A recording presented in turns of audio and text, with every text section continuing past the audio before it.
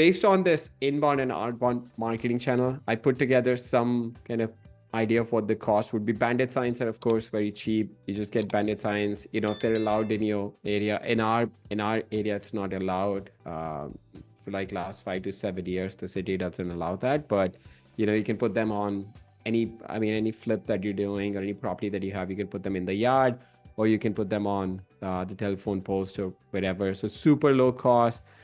Billboards are of course going to be high, like I shared a few minutes ago. If you're going to do billboard, just don't get one billboard. You want to be in an area, concentrated area, and have like 8 to 10 billboards.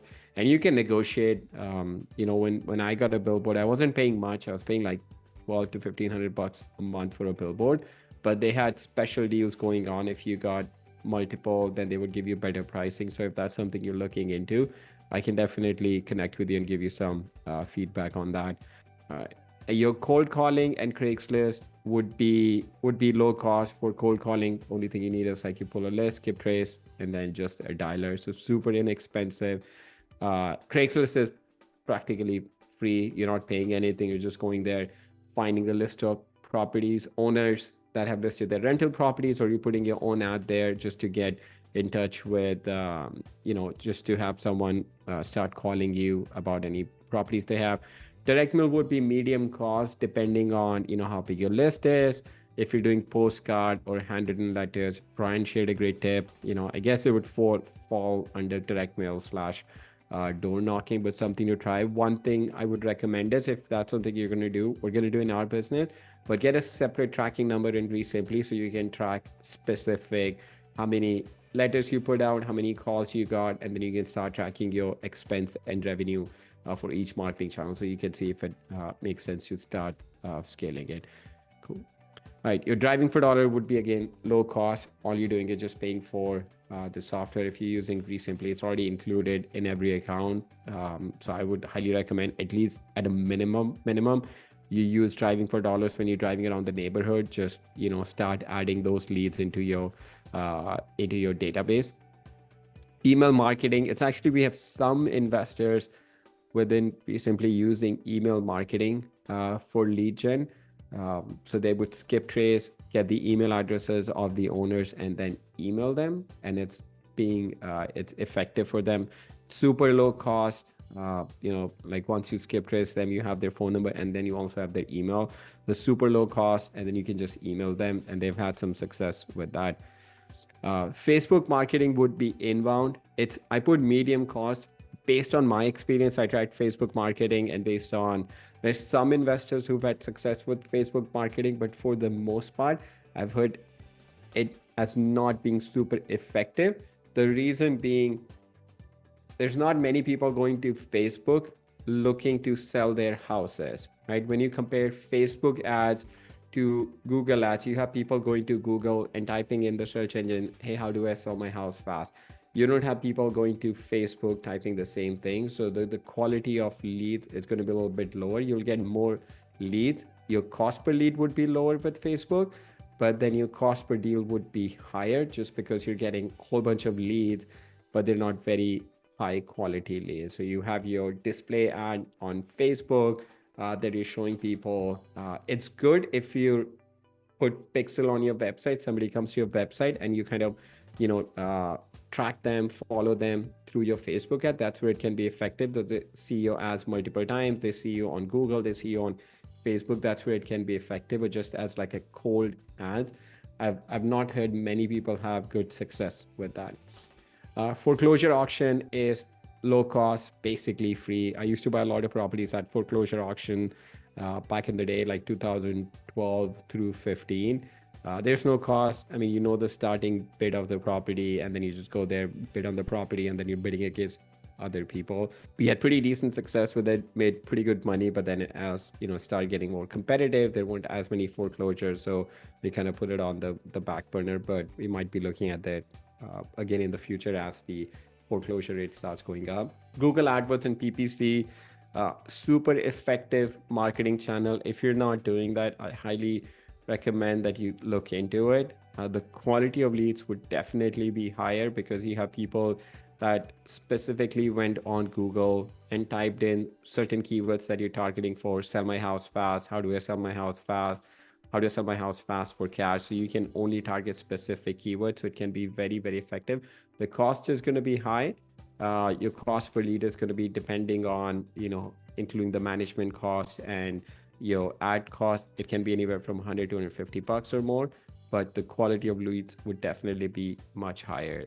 I've heard from investors consistently doing deals, and then their profit per deal also tends to be higher because the quality of lead is higher. Your SEO leads are going to be inbound leads, but cost would be low. But keep in mind, this is very, very long-term game. Don't expect to start, putting all your eggs in SEO and not doing anything else. SEO should be something that you're building towards in the long term. So in 6 months to a year, where you can start to expect to start seeing some leads come in. But at the same time, don't just rely on SEO. It's great once you're ranking high on Google, then these are practically free leads coming into your system. But it takes time and effort to get to the number 1 or number 2 ranking on Google. But it's a very long-term game, 6 to 12 months at a minimum that you want to give yourself. Your MLS leads are free leads. We bought properties from MLS. Last year, we bought a package of 6 properties, and combined, we made about 400 to 450,000 on those 6 properties. They're free leads for us. We ended up just buying all 6 of them from a seller. So definitely look into it. If you're doing fix and flip, there could be some really good deals you can find on MLS. Online auctions like auction.com, I think it's called something else now, but Hubzu and a couple of other websites. Again, when the foreclosure rate was high, there were some pretty decent deals you could buy from online auction website. There aren't as many good properties that you see on online auction, but something to keep in mind, depending on the area that you're in. If the foreclosure rate is going up, then you'll start seeing a little bit more activity on those online auction websites too. Something to keep in mind. Other wholesalers, we bought properties from other wholesalers, especially if we're doing fix and flip. Or another great strategy with other wholesalers is if you have other wholesalers that have actually found the property and you have a big buyers list, then you could co-wholesale the property with them and make a little bit of money. So keep that in mind, just partnering up with other wholesalers if you're doing fix and flip in your area, or if you want to co-wholesale, work with your, leverage your buyers list with a wholesaler who has a property under contract. That's another great way to make money on those deals. Then your pay per lead, again, a lot of investors are using it. This would be a need to sell my house fast home offers. There's Compass Data. There's a couple of other websites where you can just sign up. The great thing about this is you don't need any long-term commitment. You could literally use it for a month and shut it off. And then if you have a bunch of leads that you're working on, you can shut it off and then come back a month or 2 later and then turn it back on. Your average cost per lead would be, I would say, like $200 to $450 to $500, depending on the area. If you're on the East Coast or West Coast, expensive cities, it's going to be on the higher side, like $400 or $500. If you're on the less competitive market, it's going to be about $150 to $200. The area that where we invest in, our average cost per lead is about $300 to $350. There's some things you can do with pay per lead to if you're bidding on these properties in the beginning of the month. Generally, you put a budget of, investors are going in and putting a budget of $3,000 to $5,000 that they want to spend towards that, and those are like first come first serve. So investors that are doing that, they'll get the higher, the more quantity of leads initially.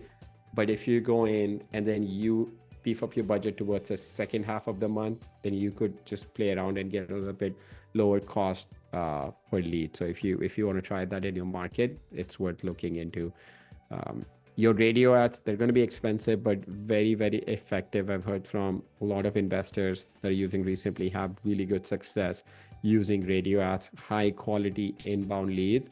You just want to make sure once you dial that in, work with someone who has done radio ads in the past. You work with someone so they can help you dial in what's the best radio stations to be on, what's the best time what should your ad copy look like, the call to action, and all that good stuff. And it can be really effective marketing channel. Real estate agents and referrals, those are going to be low cost to free cost. You're not paying anything for those, but could be really good quality leads, especially if you can get from real estate agents some pocket listing before they go on the market, if you have opportunity to make offers on those. Referrals are always fantastic because it generally tends to be less competition on those. If someone has referred you over to a seller, then in most of the cases, you're the only one that's negotiating with the seller, so you can have some leverage in negotiations. Ringless voicemail, cost is low, but I would say it's not super effective. Again, it's getting more regulated between ringless voicemail and SMS, so the cost is going to be low. And I believe that's like the main reason investors generally tend to start out with ringless voicemails or SMS especially, but it's getting more and more competitive. I'm sure all of you guys have noticed that with A2P and DLC requirements, it's not as easy. You cannot just pull a list, skip trace, and start texting them right away. You have to go through a process which takes week to 2 weeks to get approved, and then you have a reputation score, you have a trust score that you're keeping with the carrier. With T-Mobile, AT&T, and Verizon, you want to make sure you're being mindful of that and not just blindly texting to get a lead, because it could have long-term negative consequences towards your business. TV ads can be super effective, but of course they're going to be very expensive. You're looking at anywhere from $5,000 to $10,000 a month, depending on the market, to get those leads. But fantastic for brand building and very high quality leads. Again, these would be your inbound marketing coming in, but they can be very effective. But again, keep in mind, very expensive expensive marketing channel that you have. Website is a mix of, depending on how it could be PPC, SEO, or just mix of a couple of different marketing channels towards your website that you're doing. And then YouTube is another one I've heard more and more investors using. YouTube ads, targeting people that are going to YouTube and typing, how do I fix my, furnace? How do I fix my hot water heater? Generally, things that people would type in if they don't have the funds to hire a plumber, hire an HVAC guy. So something to look into. I've heard investors have really good success, the ones that are doing with YouTube ads. So if you're not looking into that, if something you've considered, I would suggest kind of playing around with it and see what sort of results you can get with YouTube ad. So again, this is a very high level overview of your inbound and outbound marketing. Again, with inbound marketing and outbound marketing, thing to keep in mind is who made the initial contact, and if you're targeting a specific property. If you're targeting a specific property and then you are the one making the initial contact, then that's outbound marketing. And inbound would be where you have a general ad running and then the seller is the one making the initial contact with you. And in your marketing, you were not targeting a specific seller or specific property.